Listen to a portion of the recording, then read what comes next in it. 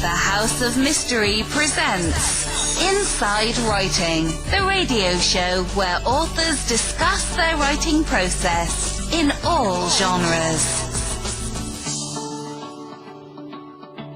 Today we're kind of going into a different side of crime and forensics and something we don't cover that often. And because of the recent plane crash and all of the, let's say, all of the different letters, emails, and texts that we have been getting on the last Supermax, actually two of them, it first got me to thinking, you know, who does the job of going in and cleaning up? Like, what happens when a plane crashes, and what happens to everything, and who does it? And it's always made me wonder. And because of some of the conspiracy theories out there and the totally illogical claims that I've been seeing, I wanted to find out, and I did. And a group called Kenyan International Emergency Services is who I found. And they've done so many of the cleanups from so many of these different tragedies that was perfect. And I found someone from that company, and he also was in an article. And so after reading that, he was our man. So here he is. He's from the UK. His name is called Robert Jensen. Thank you for being here, Rob.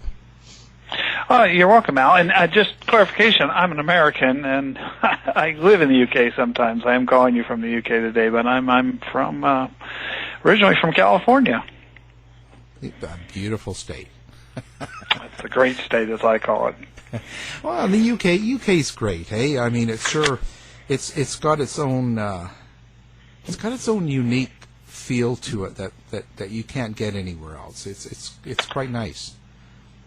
It is. I'm here because the company that I own, Kenyan, started in 1906 in the United Kingdom, believe it or not. So we still do a lot of business out of here, so I divide my time between here and our main U.S. office.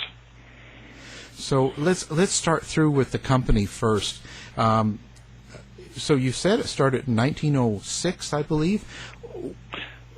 So we weren't having the big plane crashes and all that back then. What was the initial concept of the company?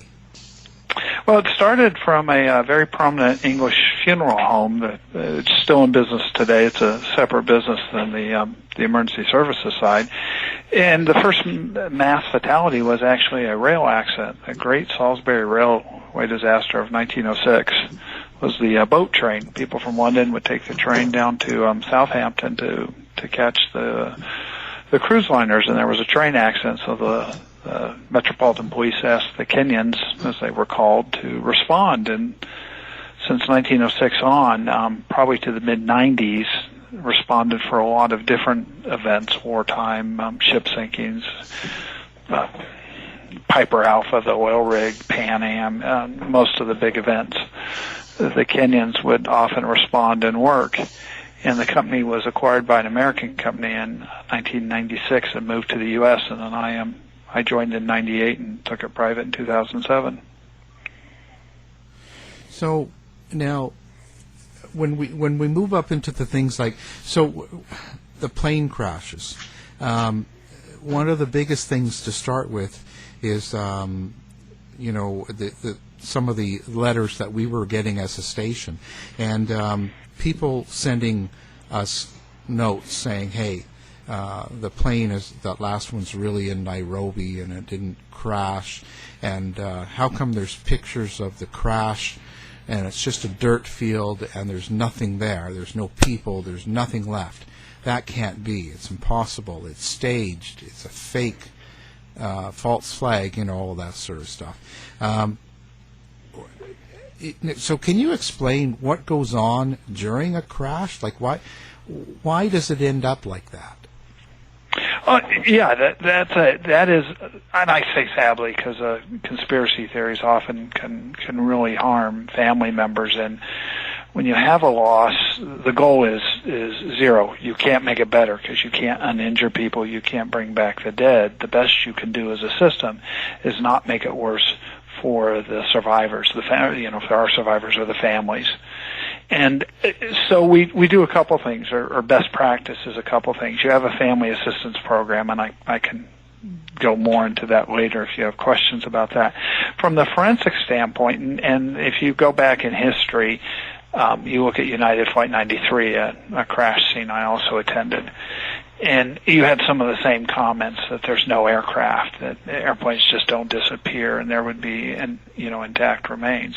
Well, airplanes do disappear. They don't disappear into thin air. They disappear into smaller pieces.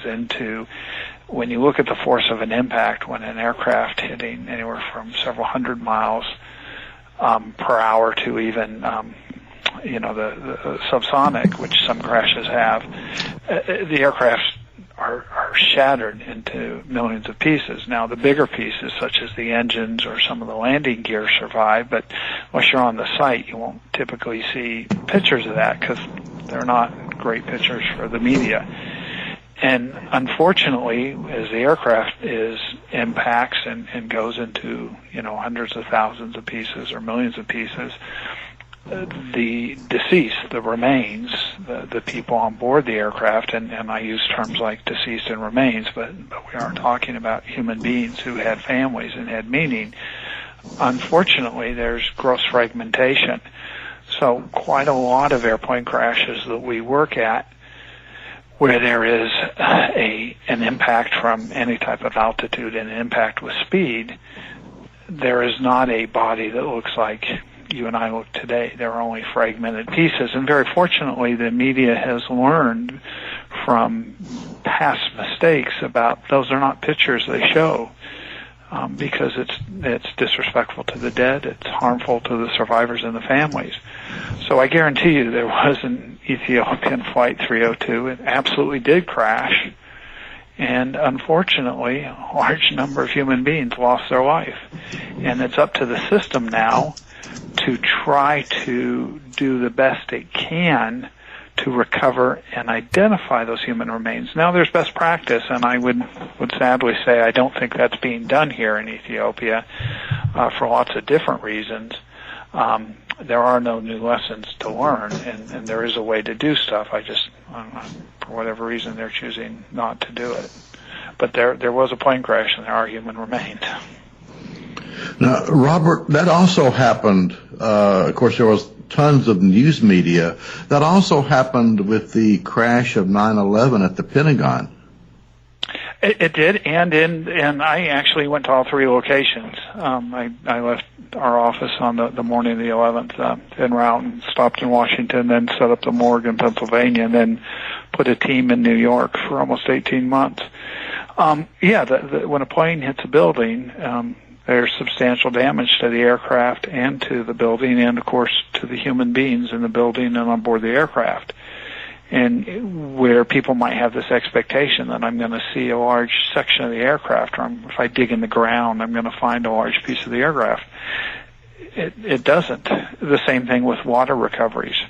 Unless the plane has attempted to land on the water, like the Air New Guinea crash, where the plane wasn't attempting to land, but it landed on the water short of the runway, stayed relatively intact, and then sank. But a plane hitting the water at high speed does the same as on land. It disintegrates and breaks up. It just has the action of the current to disperse the wreckage. Wow. So, without, I know, because we don't want to get too, well, we can get a little bit, but I just, one of the biggest complaints we had was, like someone would send me a picture of, from CNN and one of the other networks, and it would have a picture of a running shoe that looks pretty much intact, and it would be laying beside the Ethiopian crash site, and the comments are, oh, I guess a running shoe doesn't burn at 15,000 degrees. Like, the insinuation is, okay, well, how come there's pieces around, but no, actually, there's no legs, there's no skulls, there's no So why does the body, does it liquefy and then just sort of turn into remains? Like what are we left with? Well, so depending on what happens in each specific case, and I don't mean cases in the crash, I mean cases in the human remains. Some are going to be damaged by fire. How much fire depends on what is burning. Is it tissue and bone? Is it just tissue? Is it fat and bone? A shoe is going to always stand out and be photographed because the media love to photograph shoes. And to me, they're always shoes. There's shoes and bombings. I always find shoes. And the first lesson I learned was you always check the shoe because you may often find human remains in the shoe that are survived. They've just become detached. And a shoe will, like other things, if you look at pictures, you'll see papers, you'll see the most innocuous things that you wouldn't imagine would survive. And there's no rhyme or reason why one particular shoe flies off in one direction. It just is where it is in the aircraft, how it hits, and what forces send it to a place. But a body doesn't liquefy. A body will fragment, and there are parts of the body that are soft. There are parts of the body like bones that are hard. There are parts that are surgical. We find surgical artifacts from hip replacements. And you may even find one intact body. I've had a crash where I had one intact body and 120-some non-intact bodies. And other than it's the way the body responded to the inside of the aircraft when the impact occurred. So it's not a mystery. It's physics, sadly. So what is it that you actually get now? Like, for instance, with the Ethiopian or when the other ones, when there's absolutely no real substance that looks like a body or no substance that look like full particles, what kind of remains are there? Yeah. So maybe I describe the process is a simpler way to answer that. So I'll give you an example. We had a crash in Namibia back in 2013. 33 people on board. We recovered over 900 fragmented remains. And so when we set up a morgue, each part that's recovered, that again can be something such as a torso, it could be dentition, a part of a jaw with teeth, it can be fingers with a fingerprint, it can be a piece of tissue, it can be a piece of an aorta, a piece of lung, it's just a piece of tissue. Everything comes into a morgue. We look at it. We triage it to see if it's going to have identification value. Unlike the CSI effect, which a lot of people think that, this is like TV, not every tissue is going to have usable DNA for identification. We then look to see if there's other things, such as something like, again, a surgical part. If there's a fingerprint, we'll take a fingerprint. If it's tooth or dentition, we will try to chart the jaw or whatever part of the section, and we build a picture of this piece of human remains that can be a small piece or a large piece. And that picture we call the post-mortem examination. And at the same time that someone is dealing with that, there should be a team of people that are going out to interview the living family members and collecting familial DNA references and finding out if perhaps the person who was deceased actually had a DNA profile. Like I was in the Army, so my DNA sits in, I think, Maryland somewhere, if it's ever needed to be provided. And that is called the ante-mortem records. And eventually those records are joined up in the system for an identification committee or people to value and say, okay, we have this partial hand, and on it were fingerprints that matched Robert A. Jensen. So there, I am now identified. But because of the fragmentation, it's likely I'll be identified several times. And we had an incident where one person was identified 289 times. So part of it then it's very important to go to the families to ask them how much they want to be involved in this. Because for some families, when the plane crashed, they'll be done. They won't want to know anything. They'll want you, the system, to take care of the disposition of the bodies. Other families will want to know when there's an identification made, take possession even if that's a small fragment, have a funeral, and know nothing else. Others will say, tell me each and every time. And finally, some families will say, I don't want to know anything till the end of the process, and then I'll have my funeral. For families in a plane crash like this, the positive identification is hugely important because it allows them an opportunity to start to make decisions. If I'm flying in a plane and my plane disappears or crashes, and I fly all the time, and my husband is sitting at home, and somebody says, to my husband, Brandon, hey, Robert's plane's crashed, there's no survivors, he'll react, but there's not much he can do. He can't plan a funeral, can't really do anything. There's not a death certificate, which is another process. And it will be real, but it won't be real for a lot of people. But when I'm identified, and that can be 6 months it took for German wings, Mozambique that we were also involved in, I think 6 to 8 months. If I were guessing for Ethiopia, given the system they're using, I would think it's probably going to be closer to a year or more. Then somebody should notify them and said, we've made a positive identification. At that point, it's up to the family to decide how they want to proceed, but the system will force them to make a decision because there will be a human remains. And it will probably be fragments, what's left. Could be from 1 to, again, 289 is the example I use. And when we return those to a family, we always make sure the family understands questions they're asking and that they're answered. And you don't do things like put, sandbags in a casket to make it appear like there's a body. You don't mislead families. You have to tell them initially. And I'll give you an example. In fact, I got an email from a family member who I'd spoken to in the Germanwings crash from Canada, who came to the Family Assistance Center we did in France. And the French president had, within a week of the crash, announced to everyone that they'd had positive DNA for 150 people, and 150 people on board the plane. So the family members were assuming that everyone was identified, and they, within a week of the crash, would have bodies to go home. No, there was a unique DNA profile from 150. There were 150 unique DNA profiles generated from the crash site. It was cold. There was no fire. The French did an excellent job. They collected the remains quickly, and they profiled them and got good profiles. But they still hadn't collected, because, of course, that takes longer, all the references from the families and interview families. And until those matches are made, that profile is just a series of letters and numbers. It's not or letters. It's not a name. It's a loci, a marker that's used to establish identification. And so I got up at the Family Assistance Center, and I tell families that I'm going to have a very direct briefing today about the realities of the high-speed impact and what that means for identification, repatriation. And some of the families, you may not want to sit here, you may not want to be part of this, so I'll pause to let you leave.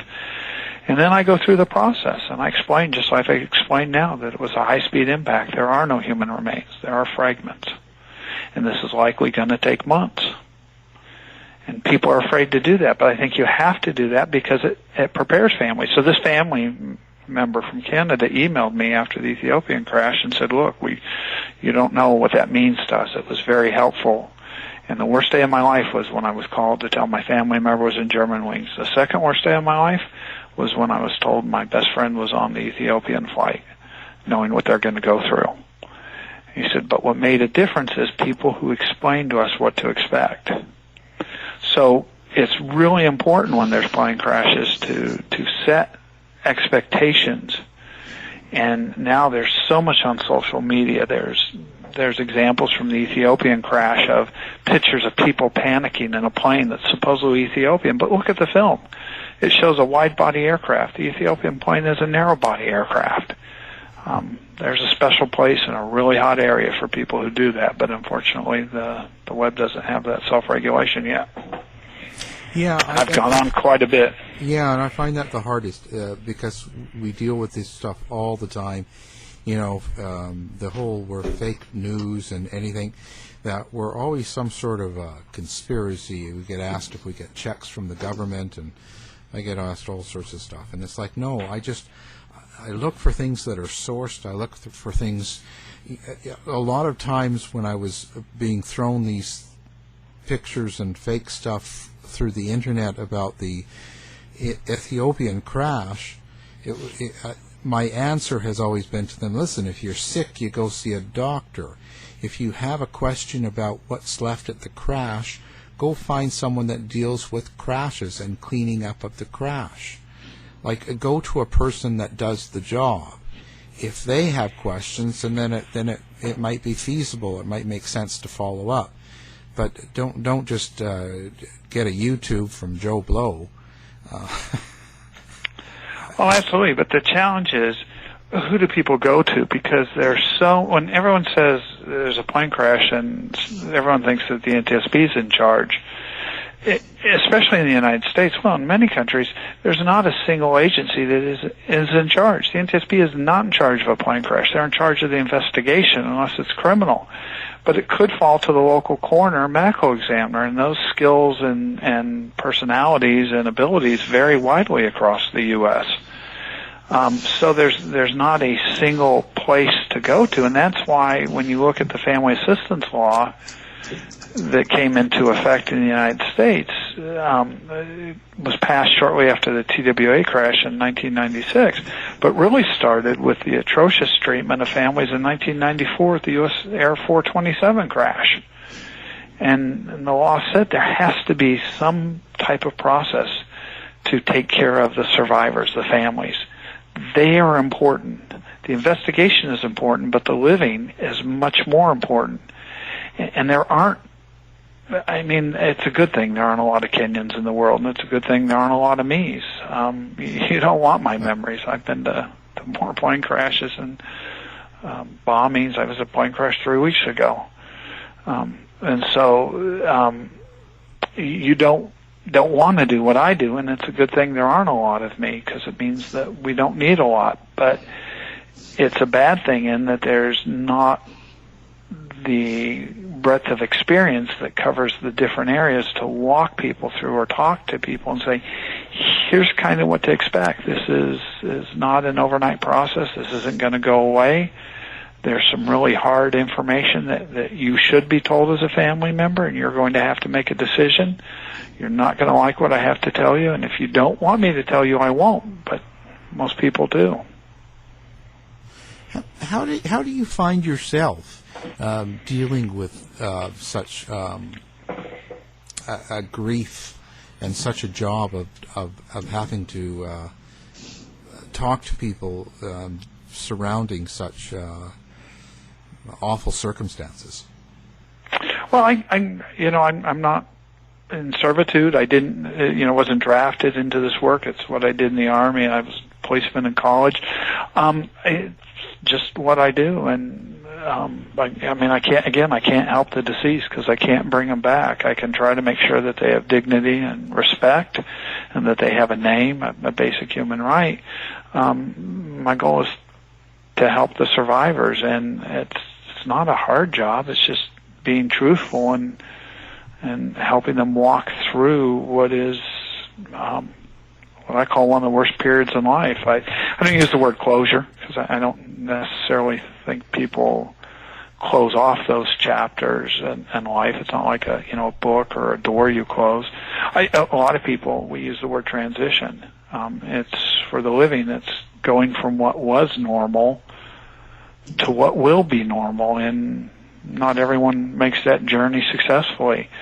For responders, people like me, every time we go, we're probably a little bit different, and one day I'll probably pay the price. I'm just lucky I haven't gotten there yet.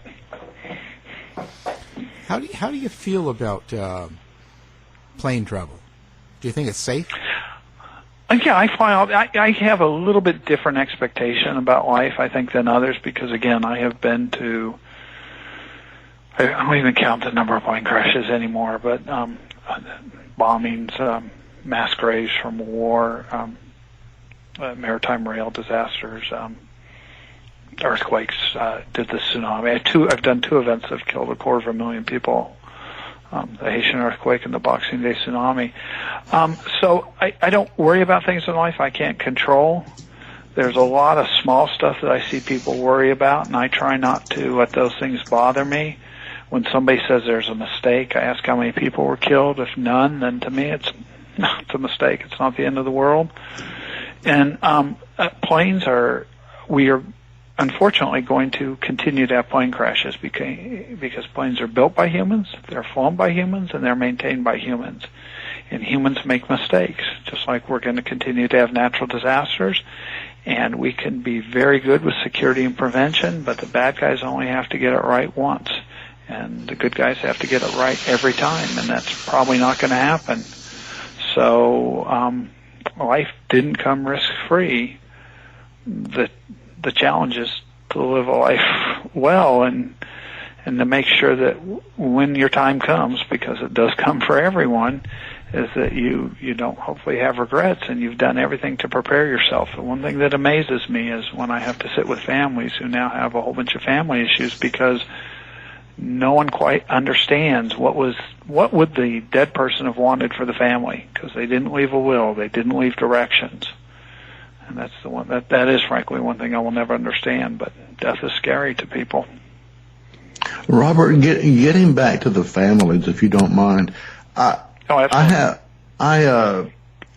can see, and this may not be the case, but I can see there may be times where perhaps a family doesn't really want to deal with this situation and maybe really don't want to claim the remains. Does that happen? Oh, absolutely. So we've had families, when we sit with them to walk through the process, they'll say, I love my dad. My dad died what he loved doing, and so I don't ever want to know if there's a recovery or if there's an identification. And to me it's done. So what we do is, because the disposition of a human body is a very bureaucratic process, as you can imagine, we get the documents when and if, and a lot of times we'll have the recovery and the identification. We'll then bury the person in an unmarked grave or with just a very plain headstone, and we keep those records because it's not unusual or unheard of for 20 years later for a family member to come back and say, my mom wasn't really able to deal with the loss of my grandfather or the loss of her husband, and so she never did anything, but I'd like to know where my dad is buried. Can you tell me? And then we can go through the records and help find the location, or just change the grave or put a headstone. So yes, there's no wrong answer. Every family is different in how they deal with loss and how they memorialize it and choose disposition of the loved ones. Well, one other thing I was going to talk about was not only is the locating and the cleanup, so to speak, the retrieval of possessions and people and things. In certain areas, I would imagine it can be a plane that's landed in a hostile area or something that's happened in an area that they're not really happy to see you. How do you guys deal with that, or what precautions do you take? Well, so we've done war zone recovery, so obviously you want to take the appropriate security. You have post-conflict where it's taken a while to get to the crash site, and then we want to talk to the local. Our goal is we always talk to the local people, the local, whether it's a village elder, tribal chief, a warlord, and our approach is we're not here with an agenda. We're here with a humanitarian mission to recover a body and return it to the family. And we're really good at killing each other in the world, but the one thing that is fairly universal is not always, but mostly, is somewhat the respect for the dead. I mean, there's obviously horrible examples where that doesn't happen, but if you can talk to people and explain what you're doing in your goal, then it's often a little bit easier to get cooperation. But sometimes it can take a little bit of time because you have to work through the diplomatic or trying to identify who that person with the authority is that may not be recognized. and that's harder for the families because they have to wait. But the goal is that you can at least give an answer. We had 2 crashes in Angola back in '99, that planes that were shot down a week apart, '99 and 2000, and we weren't able to access those till 2003. But we were able to bring back fragmented remains that we ran DNA on, get identification, and some of those family members were of the belief that their loved ones had parachuted or survived the crash and been captured by the UNITA rebels and held and not ever turned over during the peace process. And so we were able to tell them, no, they didn't survive the crash because of the fragmentation, the excavation of the crash site, and not give them a good answer, but to give them an answer and to give them some information so they would know, because the not knowing is very difficult for a lot of family members. And I think that's what's going to be hard in Ethiopia if they don't do a proper identification. Yeah. Do you ever feel threatened when you're out there? No, but I've spent some time in some unpleasant areas. So again, I'm probably not the best person to answer. I've had a couple of hotels blown up, but take it personally. Just another day. Yeah, it's it's again different life. No, we use security and we don't bing people. So, for example, we did the bombing of the UN headquarters in Baghdad, the Canal Hotel that was, attacked and blown up, killing the UN staff, the representative of the, I think it was Kofi Annan was the Secretary General at the time, and Sergio de Mello and his team. So you're in a hostile area, so we don't set up a family assistance center in Iraq. We keep a very small team there, and then we did most of the work either on the military bases or in Jordan and moved all the families to Jordan so we could, do the return of the remains. So you have to take certain precautions when you're in war zones. We started the project to do the mass graves for the Balkans back in 1999 to help set up a program that's now become the International Commission on Missing Persons to do the mass graves. Now, in that case, you have mass graves in all 3 countries from all 3 warring parties. So you have to sit with each group, and each group will look you in the face and tell you they're the victim, and they're not responsible. It's always the other 2 parties. But your job isn't to decide fault. Your job is, can we start disinterring the mass graves? Can we start putting the bodies back together, so to speak, because some of them were buried in multiple graves, and start the identification in the hopes that maybe out of these 20,000 missing persons we'll be able to give answers to 17 or 18,000 families so that perhaps there'll be a better chance for peace to last. Yeah, I think I'd still be worried about being captured and held for ransom or something in certain places. Yeah, that's why you use security. I think I'm more the type that they would my family would charge money to take me back. So they got the wrong one. Yeah, I'd probably I give most kidnappers 3 or 4 days before they want to get rid of me. Yeah. Please take them. So the most difficult one, like what's the type of recovery that you like to have, that you dislike to have to go to most? Like, which one is the most difficult type?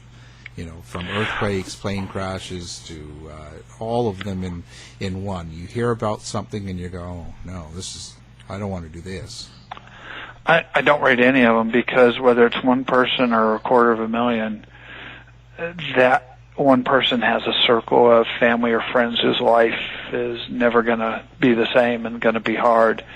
There's challenges in every one of them. I think I mentioned I wrote a book back in '98 on this. It's a textbook, so it's not something you see in a bookstore, but for forensic practitioners. One of the things I said in there is all mass fatalities are political, and they are. Governments rise and fall on them. The response to Oklahoma, 9/11, the Atocha train bombings in Madrid, Grenfell Tower in the United Kingdom. Nothing is ever as it seems, because what appears on the surface, there's probably a lot more to be found when you start to process the scene. So there are always challenges. Yeah, I can imagine. The how long in general? What's a rough time? Like with the Ethiopian plane crash there, how long is that process going to take? Well, so a report, and you look at Swiss Air 111, or you can use Alaska 261, which is more your part of the world back in 2000, the MD-82 that crashed in, I want to say January. That was a faster investigation. That took 6 months, but it took us probably, 7 months, 8 months to do identification. And even then, there were 4 people that weren't recovered. Just were never identified, but we still had a mass grave because we had tissue that was unidentifiable, even though we had still missing people. Egypt Air 990 off the East Coast, we were probably doing identification for 16, 18 months.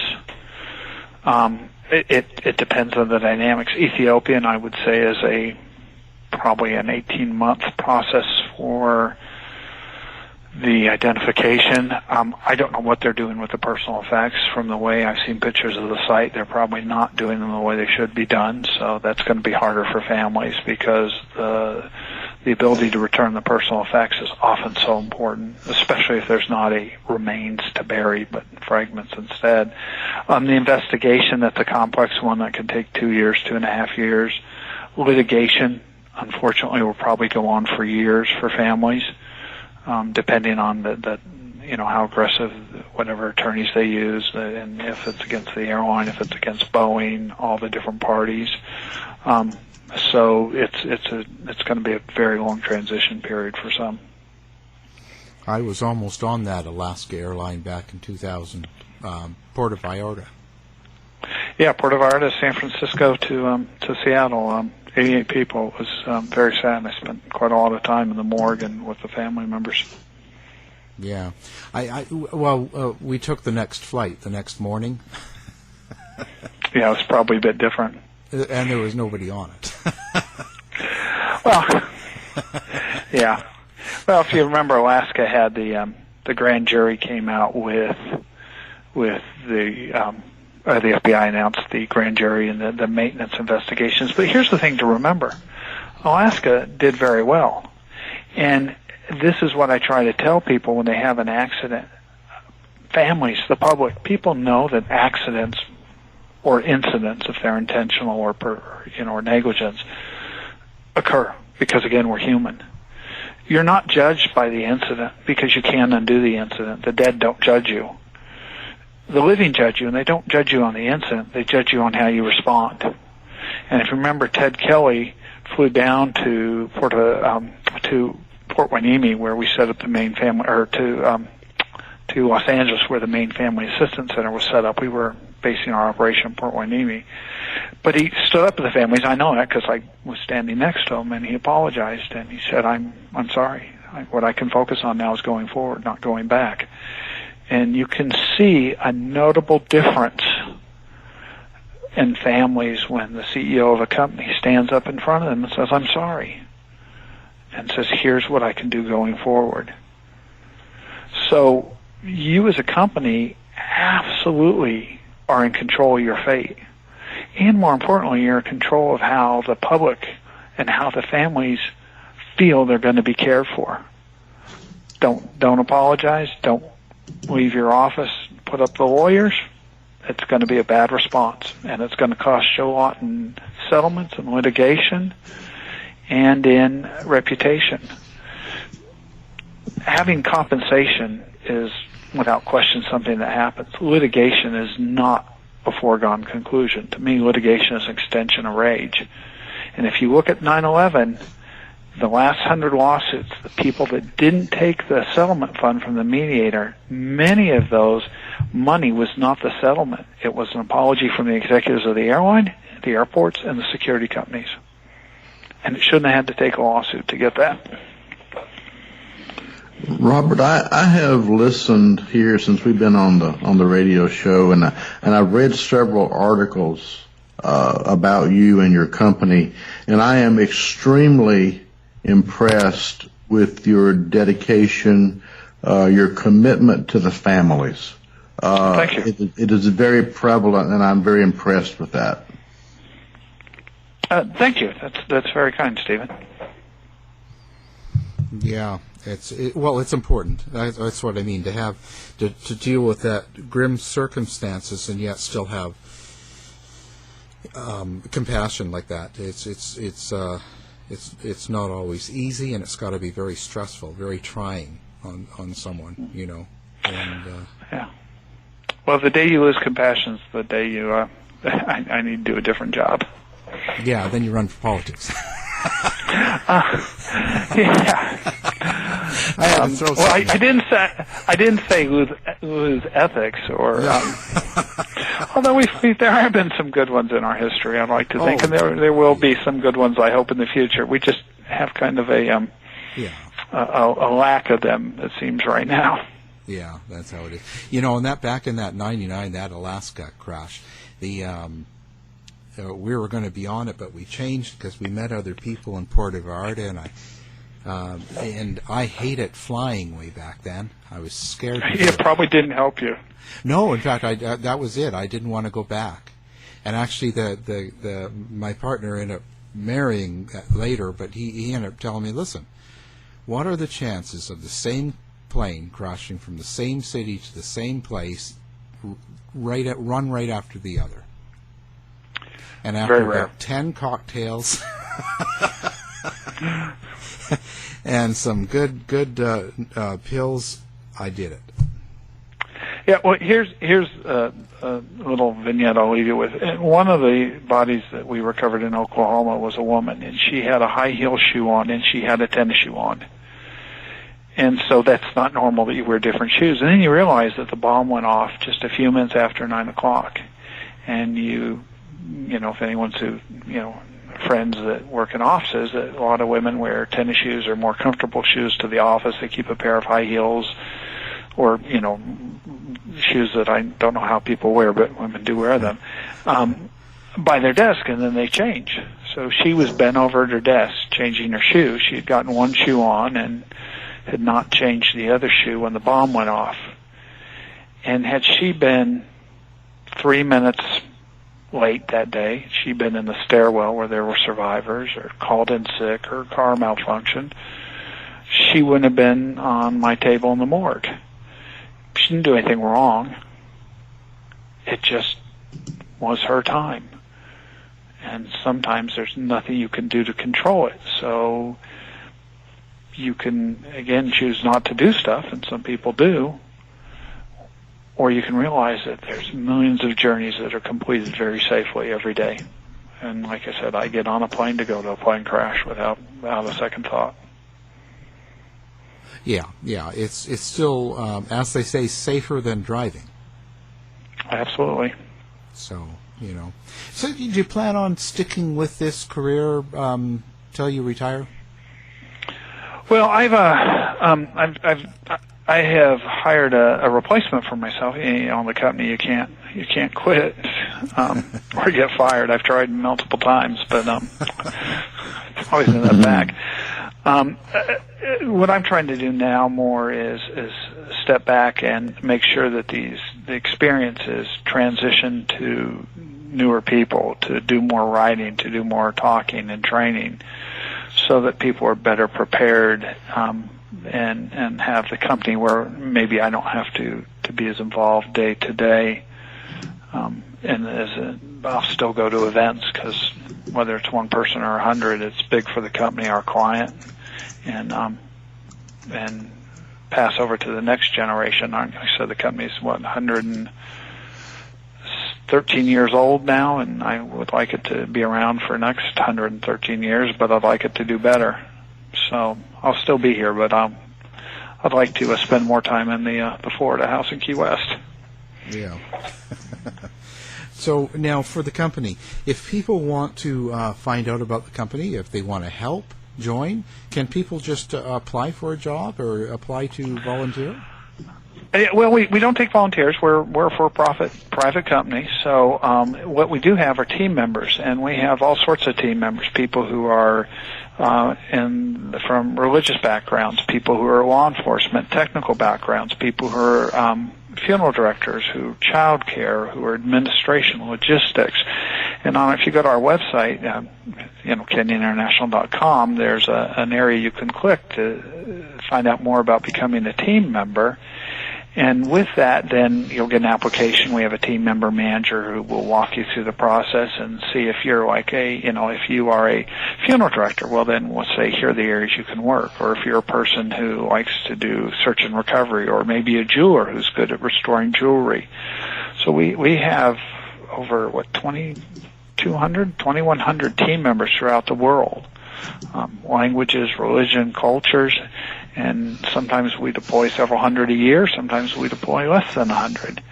And they're paid with us, or I guess legally you call it an independent contractor, but they enter into an agreement, and then we call them up as we need them. Wow. Well, I never say that. Thank you for your service to anybody, but that's how I feel like I should say to you. You're welcome. I think that what you do is amazing, and it's I can't I write books and I still can't come up with the right words here. But it's amazing what you do and how you dedicate your life to doing this. And the bottom line is you're out there risking yourself and you're helping other people to. As you say, not resolve, but perhaps move on. Transition. Get to their new normal. And I think that's amazing, and I really appreciate that there's people like you out there, and hats off to you. Again, that's all I can say. You're welcome. Any last words? Is there any contact information or anything that you want to give out for yourself, or anything that you need any help with?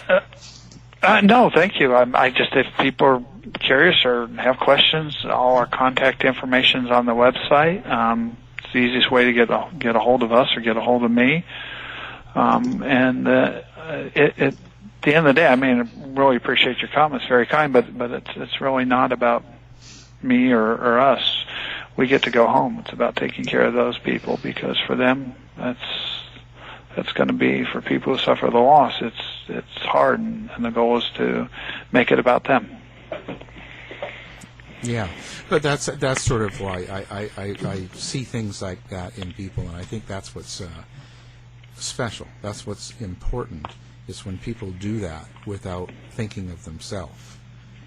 And we need more of that, so that's kind of why I don't normally compliment too many people. I'm normally nasty. Oh, well, thank you for not being nasty. I'm normally the mean guy, but when I see people do things selflessly like that, and they dedicate their life, or even a part of their life, to making things better for others, and it's not for glory, and they're not trying to be, idolized, and you don't have 2 million followers on Instagram that you're showing yourself off to, new lipsticks, Yeah, I don't think I'd be good with lipstick. No, so I think that's great, and we appreciate you here, and we thank you for taking the time to come on, and we're glad you're out there. Well, thank you very much, and keep up the good work with the radio show. It's a great market you have. It's a beautiful area. To find out more about our show, guests, or to listen to past shows from our archive, please go to www.houseofmysteryradio.com. Show's over for now. Was it as good for you as it was for me? Well, good night. This has been a production of Something Weird Media. I'll be back.